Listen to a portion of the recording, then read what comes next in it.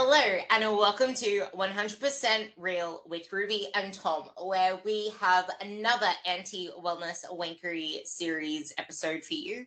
And today is on probably the most important topic in terms of nutrition, in terms of building your dream body, in terms of keeping your results, not getting the weight back, not feeling like an absolute lunatic that's on the back of a motorcycle going 100 miles an hour. And that is the topic of maintenance. And there was a post that Tom and I both probably that we both put it out there over and over again. And that's the fact that maintenance periods, diet breaks, all that kind of stuff is not taking you away from your goal. It's not putting your goal on hold. It's actually quintessential to getting your results. You will not get permanent results without it. So instead of seeing it as a step away, instead of seeing it as the waiting room to the doctor's office, see it as your actual life, because this is where weight loss resistance, where fat loss resistance happens. When you see people saying that they're trying really hard, they're eating really little, but they can't lose weight. I'm weight loss resistant. My hormones are against me. It's usually the fact that you've never really taken a long enough period away from dieting. And 4 weeks isn't a long period of time. It's kind of funny that a lot of people see 4 weeks as, I don't see anything in 4 weeks, or like it's a whole year, when it's literally just 4 weeks. And diet fatigue is real, and you get frustrated. You lose faith in yourself the more that you put in such a large amount of effort without the results to show for it. The only thing you get out of that is more and more self-doubt, more and more self-deprecation. And the thing is, if you take only a little bit off, or if you keep fighting through and then say, I'm going to start again. And the same can be said for holidays, especially seeing as we're coming up to the holiday season. If you're trying to diet through the holidays, if you're trying to push harder and harder through the holidays, but you're not actually dieting physically, just mentally, and then here comes a fresh start at the end of the holiday season, you're never going to be able to get results after that, because you've just fatigued the shit out of yourself in diet purgatory, putting in all of this effort, losing out on all the joys of life, whatever the hell, but getting nowhere physically. And this is exactly why patience is such a valuable resource, why maintenance periods need to be seen as more than just a blip in time or some phase you have to do. No, it's not something you have to do. You choose to do fat loss. You don't get a choice to live in maintenance. Maintenance is life. Why do we have this need? Actually, I'm going to pose this question to you, along with something that I think you'll really enjoy. Why do we feel a need to always be chasing some arbitrary outcome? Like, granted, we get dopamine in the pursuit, even though most of us think that getting that next thing is going to make us immediately, like, a millionaire in terms of our feelings and happiness and confidence, when it never really does, because you didn't become in the process. And this is just a huge monologue now, so I'm gonna let you have your little spiel on this as well. But the thing that I'm gonna pose to you guys listening to this is, do you truly question your beliefs? Because we question our beliefs, accept the things that we believe, so like we just believe them so much to be true. We don't question those because they're true, right? There's something to think about. I'll pass it over to you. Yeah, I really like the question of why do we always have these arbitrary goals? And I think a big part of it is just a huge miscommunication, or there's probably a lack of understanding by the people who are educating most fitness professionals. And what you've got to think of is that there's this big pipeline. So most people who in the UK anyway, I don't know how it works in Australia, but everyone in the UK who's a personal trainer, if they're doing it properly, has done a level 3 nutrition course, a level 3 PT course. So to get your license, to get your insurance, there's a specific course you have to do. Now, to be able to teach that course, you have to have done that course. So it just ends up being this human centipede where someone will do a course that might not have been very good and they pass, but now they can teach. And so over time, the standards get worse and worse and worse because the people who were teaching the course did a worse course. And what I learned on my level 3 PT course is that as soon as you get a client on board, they need to set a goal. And that goal needs to be placed into the SMART framework. So for those who are not aware, It's a specific, modified, specific, measurable, achievable, relevant, and time bound. So you need, when you are setting out on your fitness journey, to be able to say, I would like to lose 10 pounds in 3 weeks or whatever. And that has to be the case. And it just feels as though, linking into what Ruby just said there about not questioning beliefs, nobody's ever questioned that. And it's mental. Like, you do not have to have a specific, measurable, achievable, relevant, and time-bound goal to be able to start eating better and going and exercising. Like, there doesn't have to be an outcome that you're aiming for. You can literally just do that because it's good for you and because it feels good. And what eventually will happen is you'll probably find that a goal spits out the end. But what I think happens is, a lot of the time, people set out seeking fat loss and then they just do that. Like, that is what fitness is. Fitness is this thing where you change your body composition. And so, well, I want to change my body. I want to do fitness. That means I have to change my body composition. I think I'm carrying a bit too much fat because that's what society reckons. Therefore, I'm going to lose fat. And it just feels as though nobody ever steps back and goes like, why? What's the point? And to come into what you were saying about like diet purgatory, I think that's where that starts to come in. So in your clients, Ruby, like, how do you tend to see that manifested? Like, where do you see that coming up? I was just having this conversation actually, in that we tend to hop to diets, or we need to cut weight when we're going through an emotional period of time. But when we have this sudden lack of control, like, we had this amazing plan, something didn't go to plan, we weren't able to track properly, we're struggling to gain any momentum, let's just cut our calories, let's just slash this. It's just slashing away at nothing really tangible for the sake of trying to feel something at the end. But we've never actually paused to ask ourselves, how is it that we actually want to feel? Because trying to diet over and over again, trying to chase this feeling you think you're going to get at the end of a diet or at the end of whatever pursuit you're onboarding, is not going to come just because you're losing body fat. You don't just change your feelings from that. If anything, you're going to spiral more out of control, because imparting more control onto something that has no grip, where are you grabbing? You're just inflicting more insult to the wound. And on top of that, the more that you try to control something, the less control you end up having and the more chaos that ensues. And this is why I try to say not to focus so much on fat loss, even if fat loss is the goal.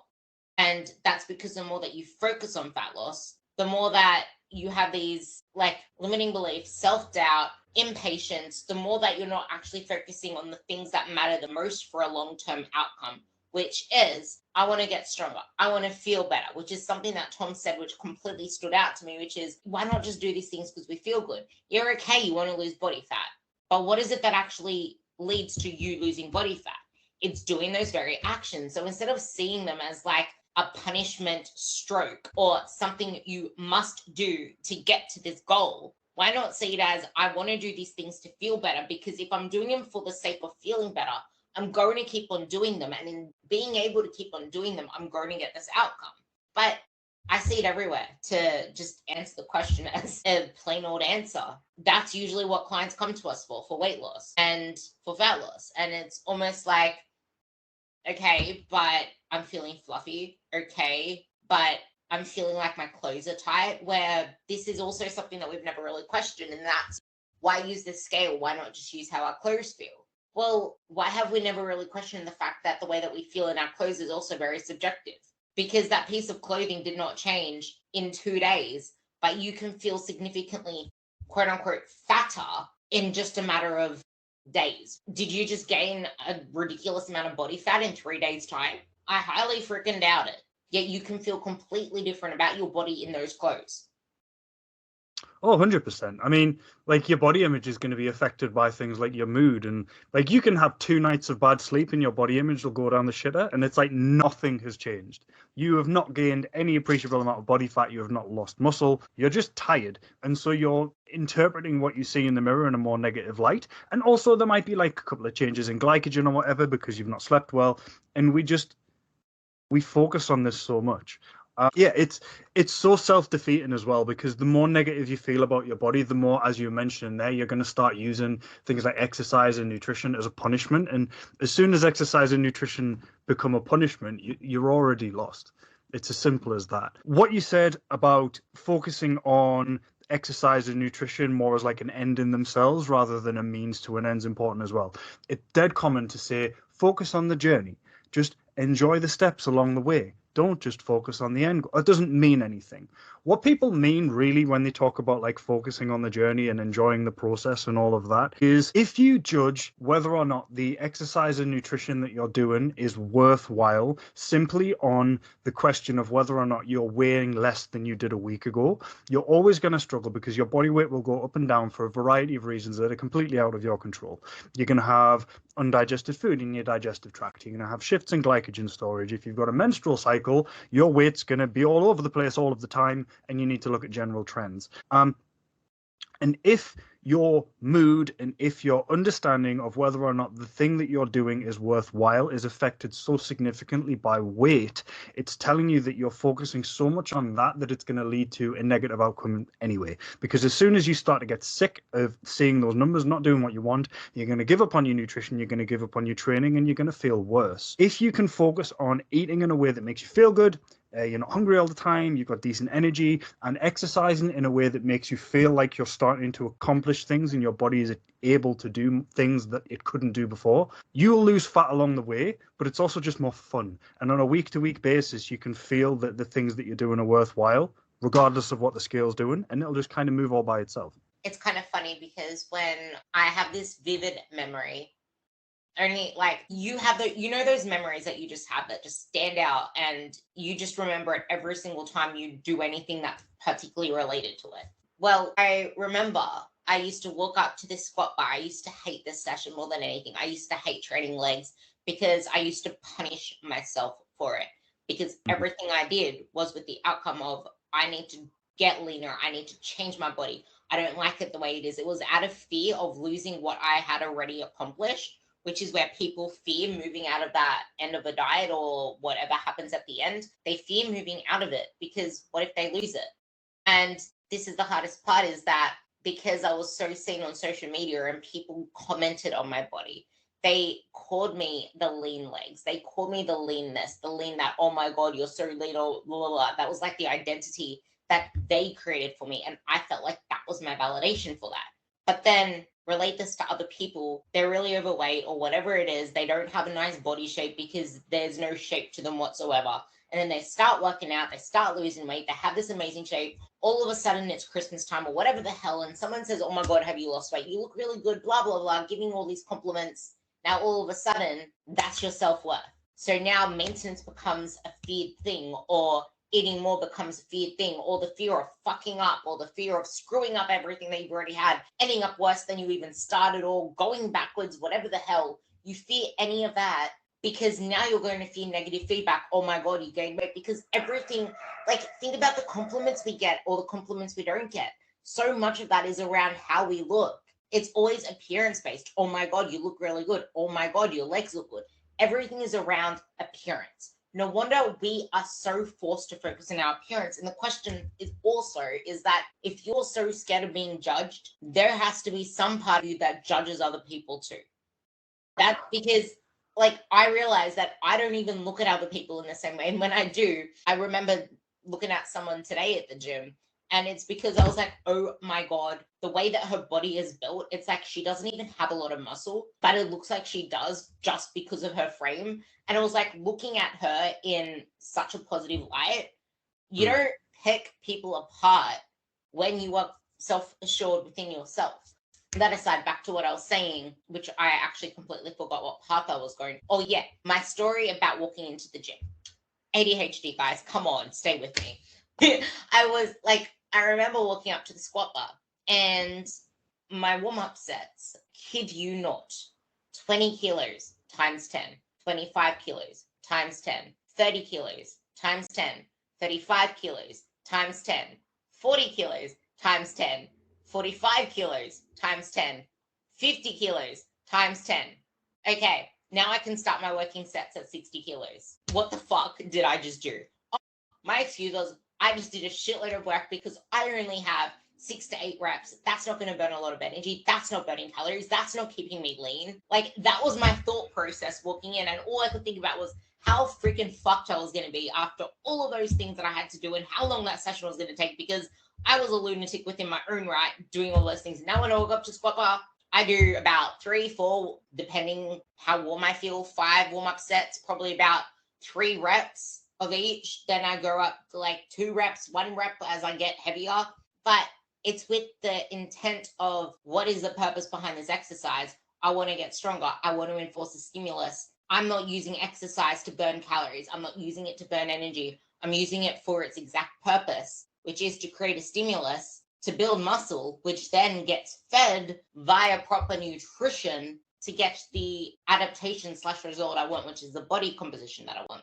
But yeah, the intense focus on body. Let's circle around to that before we talk about the whole maintenance thing, because I feel like this is the most important part of it all, because this is why people make the perpetual dieting mistake that they do, or the weight loss purgatory. We tie our self-worth to our appearance. Everything is around how our body is, body checking. I don't even know the last time I freaking body checked, or even I need to take progress photos. I just can't be fucked. Like what it's almost like it's not even a top of mind thing anymore. But so many people tie their self-worth to their physical appearance, which leads to low self-esteem, perpetual body dissatisfaction, which is emotionally taxing, physically taxing, emotionally taxing, which I already said. But think about what's attached to the emotional side, how you interact in relationships, how you're interacting in your day-to-day life, because our emotions impact so much, which then can lead to a negative spiral of food. But then if you're so tied to your appearance, that's when you're more likely to fall into yo-yo dieting, because all you want is that end goal. And then in with that comes the quick fixes, the extreme dieting, the extreme exercise. You neglect your overall health and well-being, like Tom said. And is that comparison, is that competition with yourself, with your old self, with whatever, everyone online, is that honestly bringing you any joy? Like, where is the fun in this? I have a quote, which I'm going to leave you with now. And that's, are you just going through the motions and avoiding the emotions and neglecting the experience that you can actually gain from the process in life, where it can actually become something more fulfilling? Good question. Thing is, right, you touched on something there when you were talking about compliments and stuff that I think's extremely important. Thing is, right, people always roll their eyes at me when I say this, but the fitness industry needs to address the weight stigma and internalized fat phobia that is experienced by essentially everyone that's involved in this whole thing.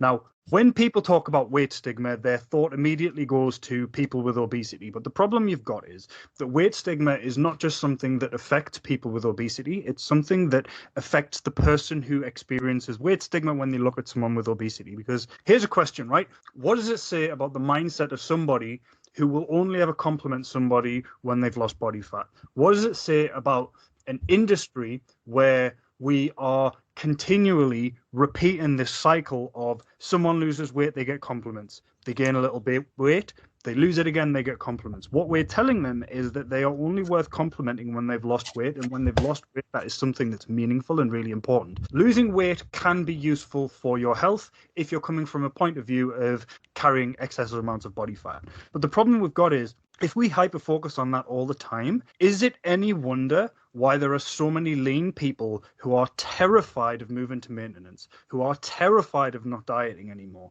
Because God forbid they gain a pound of body fat.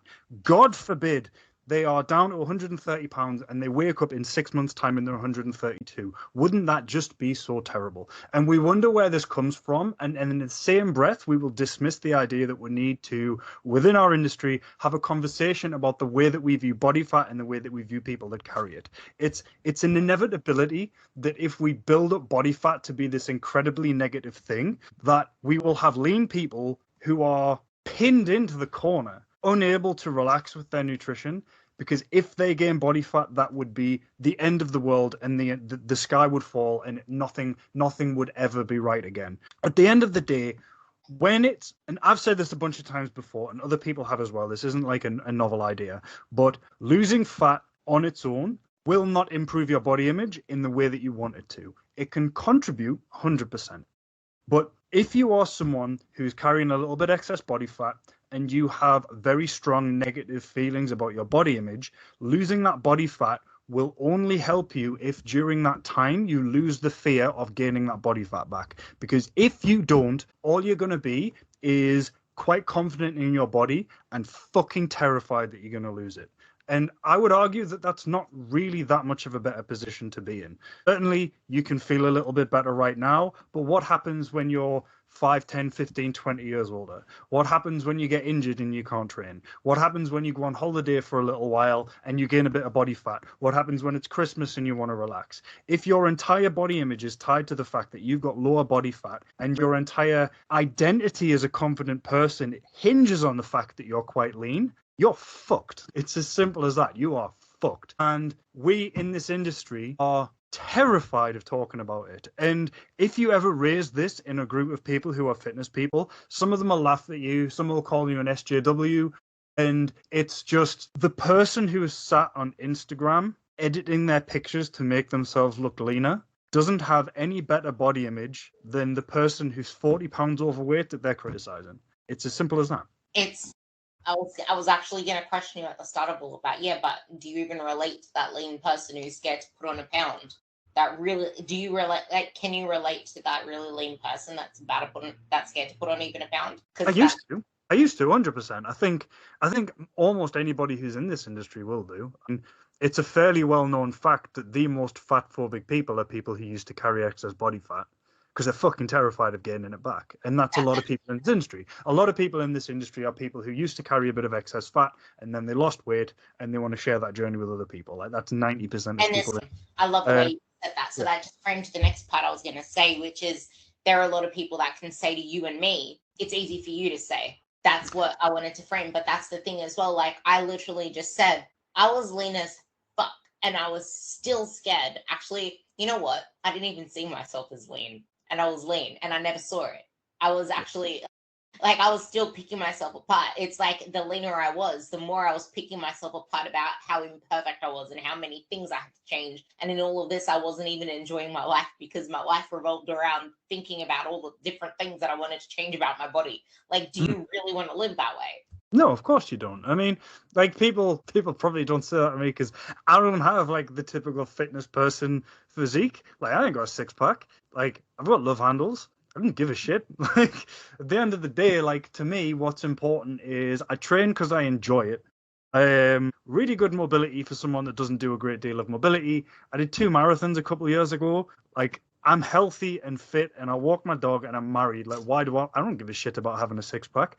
And I think that where I'm at with my body image is, and I know this sounds incredibly conceited, but I've done a lot of work to get here, but I think this is where people should try to get to, where it's like, I'm just not bothered. It doesn't factor into how I feel on a day-to-day basis. Sometimes throughout the year I'll be a little bit leaner. Sometimes throughout the year I'll not be. Not really due to any particular effort on my part. Just I don't track my food, so sometimes I eat a bit less, sometimes I eat a bit more. And having been on the other side, I just feel so free. And I think this is where people should be. Like for me, my fitness goals are I want a bigger deadlift, and I want to continue being able to climb mountains without getting too out of breath. Physique's not really part of it. The funny thing with that though is that's the thing. Like if you look at Tom, okay, he's not overly muscular. He doesn't look like he's going to compete in bodybuilding anytime soon. Them nutty looks, unfortunately, yeah. But that's the thing, because he still looks fit. He isn't overweight, and he focuses on performance. He fuels for performance. He focuses on his own client's ability to fuel for performance, just like I do. And while my version of feeling free, I actually put up this post before, and it's that in order to get, it's almost like to get to a sort of, to know one extreme, you have to have been at the other extreme. But that's usually the thing, because we find ourselves bouncing from one extreme to the other extreme, which is where I'm sorry, but I fucking hate health at every size. Most of the people that go to the whole anti-diet, you don't need to track, tracking's obsessive and disordered, blah, blah, blah. They're the people that have disorder. They at one point were so restricted with their diet that they fucked themselves over because of that. It's almost like we bounce from one extreme to the other extreme, but I feel like the balance is found somewhere in the middle, but it somehow takes bouncing to the end and opposite extreme, experiencing that side to finally find your calibration in the middle. But what came to this is Tom said that he feels free. His version of freedom will not look like your version of freedom. My version of freedom looks different to his version of freedom, whereas I do give a fuck about my physique. I want to look like, I don't even want to look like a snack. I want to look like a fucking 3-course meal, mate. Like, yes, I care about my physique, but I don't even focus on it. I don't body check. I realize that even in winter, like, I've never really stood in front of my mirror, and I looked at it the other day just to be like, I haven't taken a photo here in quite a while, but then I'm like, no wonder I don't take a photo in here in quite a while, because I can't even see my friggin' face. Like, I just have, if you're watching the video version, I just have Post-it notes all over it. Like, you can't see much. Anyway, back to the point is, I used to be someone who body checks all the time, who checks to see, hey, do I have abs? Hey, do I have this? Now, my form of body checking is my flex in the mirror as I'm doing bicep curls. Is my program actually like, am I getting results from this thing? And because I'm seeing results from the bicep stuff that I'm doing in my program, I haven't changed shit in the program that I have now from my last program, because I've been seeing results from it. Don't fix what ain't broke. I'm starting to see results in my arms now. And I'm it's not, I'm focusing so much on what I lack, where I'm not yet, even though, yeah, I would kind of like some bigger arms. Yeah, I'm kind of pissed off that my delts aren't genetically made to look like boulder shoulders. Like, yeah, okay, cool. I can't change that. What can I change? I can change the effort I put into my training. I know that every single rep counts. I can get annoyed at the reps that fall short of that, of me not pushing myself. It's focusing on the process and making the process the goal, but not beating yourself up for not where you are yet, because hello, where are we rushing to? Death? Like, everything that you do now is a deposit into your future. Everything you build now is an insurance policy when you're 80 years old and you don't look like majority of the population when you go to the shopping market that look like walking canes because they're hunched over like that. Like, it's not their fault, because fitness wasn't big back then. And this is why it is such a privilege to be able to use the facilities that we have access to be able to use the knowledge that we have access to, the coaches that are now out, that you can actually invest in yourself with a proper plan to stop spinning your wheels, so that 5 years down the road, you're not wishing that you actually put time into building your muscle, because no, you are not building muscle and losing fat at the same time. You're spinning your wheels and putting yourself into a further diet purgatory. Friggin' just build the muscle. If you have a lot of fat to lose, cool. Lose the fat first, but still trying to build muscle. You don't just not build muscle because you're trying to lose fat. It's just the focus needs to be on losing fat. Except, like I just said, the focus isn't really on losing fat. It's on knowing what it takes. Like, you know that the first step is lose fat. So your diet needs to be focused on losing fat. But as I just said, you train to build muscle. That's where the focus goes. Yeah. Train for the performance, fuel for the performance, but know that every single action step you do is going to lead to the fat loss, but you're still training for performance. If you can then get to that position where now you're ready to focus your nutritional intake on performance, you don't have to redo all the steps or try to learn how to shift focus, because that's where your focus has been all along. Take the podium. 100%. Like, look, fat loss is basically a passive process. All you need to do is eat fewer calories than maintenance for a bit, and fat loss will happen. And the problem is that that's really boring. So if you're eating to lose fat, the fat loss is sorted. That's you done. You just have to wait. And that's why I tend to get people to focus so much on, right, while you're losing fat, let's do something in the gym, whether that's pushing to get stronger, whether it's pushing to move better, whether it's pushing to run faster, whatever it is, because that's something that you can engage with on a weekly and daily basis. Like, if you're wanting to get better at deadlifting, you can work on your mobility, you can work on your technique, you can do all of that, and you can see regular improvements, and all the while you can eat in a calorie deficit, and that just happens in the background. If your only focus is on fat loss, you are going to get impatient because it's fucking boring. So what you're going to do is you're going to start trying to eat a bit less, or you're going to try and do something to find some hacks to speed it up, or you're going to work on some supplements, or you're going to do something. And all of the time, you're increasing your attention on this thing to the point that any day where there's a weight fluctuation or any day where there's a change in the mirror becomes this disaster because it's the only thing you're thinking about. By treating fat loss as this passive process where you do the thing and then focus on something else, you make it so much easier. It's just way less stressful. And to come back to the maintenance side of things, because you mentioned diet purgatory there, something that I talk about in my coaching, and you mentioned it as well, is diet fatigue. Now, I don't know if diet fatigue is a real thing. I don't think I've seen that term in the literature, but all I mean by it is, if you've been Lyle McDonald says it, so it's a thing. Oh, if Lyle says it, it's definitely a thing. Diet fatigue is just the thing where you've been dieting for a really long time and you start to find that your progress is dropping off. So you haven't lost fat in a few weeks, things haven't really changed. And the reason for that is nothing magical. It's just that you've been doing it for ages and you're probably eating a bit more food. And the problem you've got is if you're trying to diet, once you hit that point, what you're going to do is you're going to spend most of your time in a calorie deficit. You're going to be hungry. You're going to be low on energy. And then you're going to have these periods where you overeat, whether it's in the evening or at weekends or on certain days or whatever.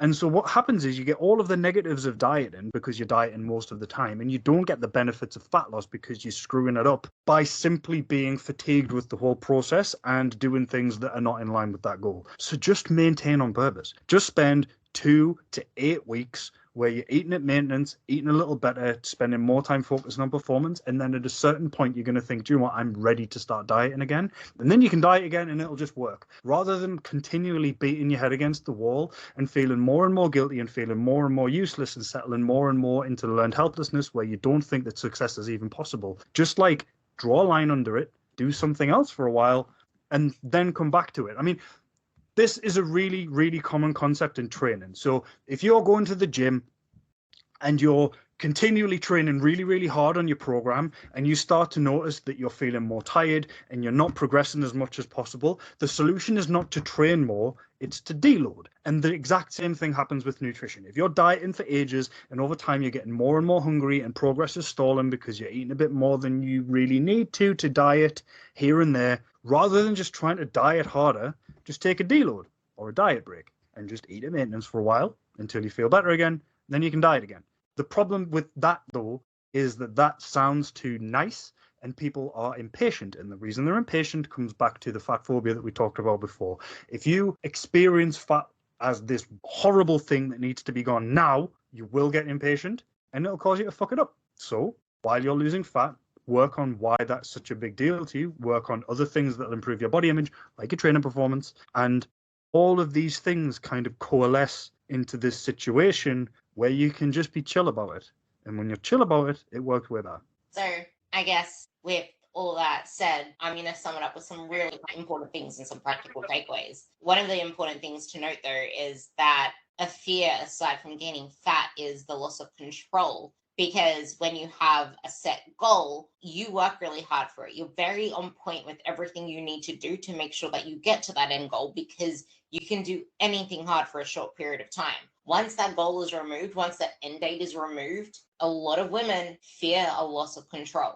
They fear losing control of their eating habits, of getting too lax. And I see this over and over again because exactly like Tom and I have been saying the whole last half an hour, is that you have only ever focused on weight loss. You have only ever cared about what you eat for the sake of losing fat. You've only ever tracked for the sake of losing fat. You've only ever thought that you need a coach for weight loss. You've never considered using a coach to prime you for weight loss, because you need a primer phase before you do a weight loss phase. And you've never actually done a maintenance phase or a diet break or a building phase properly with a coach. So of course you're going to lose sense of control. And also people approach maintenance phases the wrong way. You don't just add food back in when you finish dieting, because your leptin levels stay low and your ghrelin levels come up through the roof. What that means is your hunger increases exponentially at I don't even know what the word is, a different rate. There's a word for it. At a different rate to the leptin. The leptin stays suppressed, meaning you're not going to get the fullness signals. You're not going to feel satisfied. You're just going to feel hungrier, even if you're eating more food. So now, if you add in all the foods that you cut out of your stupid keto fuckery, whatever it is you did anyway, It's just the first thing that came to mind because I had a conversation about frigging keto this morning. But whatever diet you did, if you add back the Tim Tams, the Oreos, whatever the hell, you're going to end up 10 kilos overweight, whatever the hell, because you're not going to be able to stop yourself from that because the cravings are still going to be there. You need to eat more of what you're already eating and don't reverse diet because that will also lead to you gaining all the weight back as well. If you reverse diet in like 50 calorie increments, think about the fact that I just said your hunger is going to be through the roof, your satiety hormones are going to be down. You're going to end up picking up your energy expenditure because now you're starting to fuel yourself more. Now you're actually focusing on fueling yourself more. So that in itself is a placebo effect to do more things. You're going to dig a hole. Just bring your calories up to your new maintenance and eat more of the same food so that you don't end up in a hole. To tie this up with a bow, what advice would you say in podium speech or whatever? What are they called? A radio show speech? Introduction to elevator pitch. In an elevator pitch, what advice would you give to women who fear taking a diet break because they fear it might lead to this loss of control or weight gain? I think the framing of going into maintenance as a loss of control is really important because what that tells me is that if you view not being in a fat loss phase as losing control, what it tells me is that you're eating for fat loss in a way that makes you feel like shit and you're having to control all of these urges. And that tells me again that you're focusing on the outcome, the fat loss, rather than the process, the way that what you're doing right now is making you feeling. If you're exercising in a way that you enjoy and you're eating plenty of whole foods in a moderate deficit that's sustainable, that shouldn't feel like control. It should just feel like doing something that makes you feel really good. And the second that it starts to feel like control, restriction, not allowed certain things, not allowed to do what you want to do, then moving away from that will feel like a lose of control because your grip on it is so tenuous to begin with. So if you're in that spot, rather than continuing to maintain your control, which is like holding on to a handful of water, start to reframe the way that you're thinking about the diet in like from the get-go, from the ground up, review the way that you're approaching this. You're not controlling your food in a way to drop fat as quickly as possible. You're eating in a way that makes you feel better.